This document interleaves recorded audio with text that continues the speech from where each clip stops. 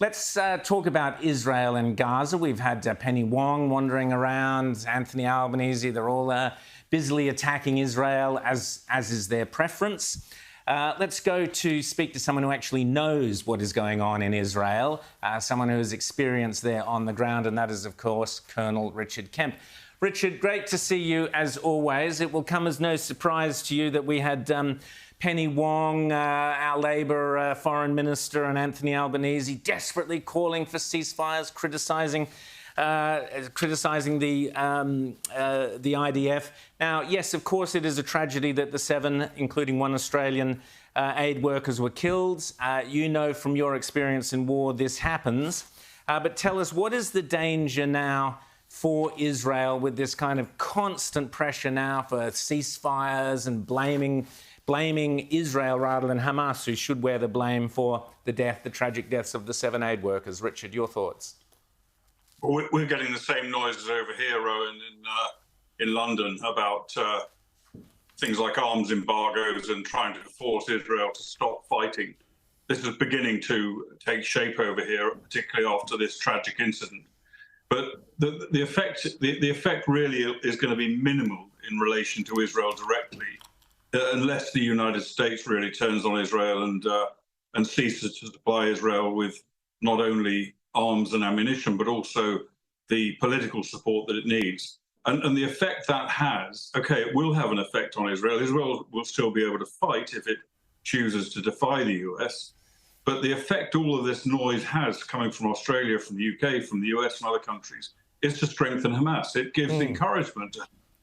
Hamas is on its last legs in some respects, and it certainly will be once the IDF go into Rafah in the south.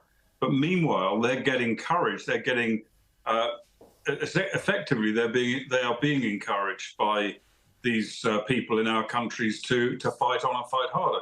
And even Hassan Nasrallah, the head of Hezbollah, which is the terrorist organization that threatens Israel from Lebanon, he said today, I think it was, that he's optimistic this war is going to end soon in Gaza because of all the international pressure. This is the kind of empowerment that these uninformed noises give to Israel's enemies.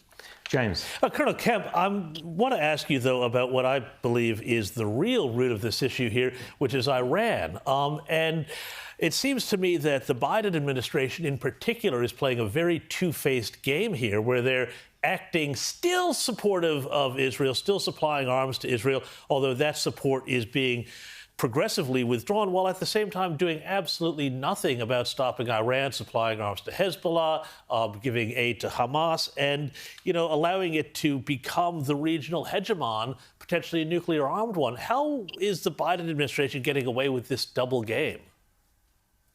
Well, this is the problem. Biden's administration is fixed on the idea still, even after what happened on the 7th of October by one of Iran's major proxies, the Hamas, and Islamic Jihad, of course, in Gaza, still fixed on the idea of appeasing Iran, of trying to normalize relationships in the region, of trying to get a renewed nuclear deal through. Even now, they're still thinking about this.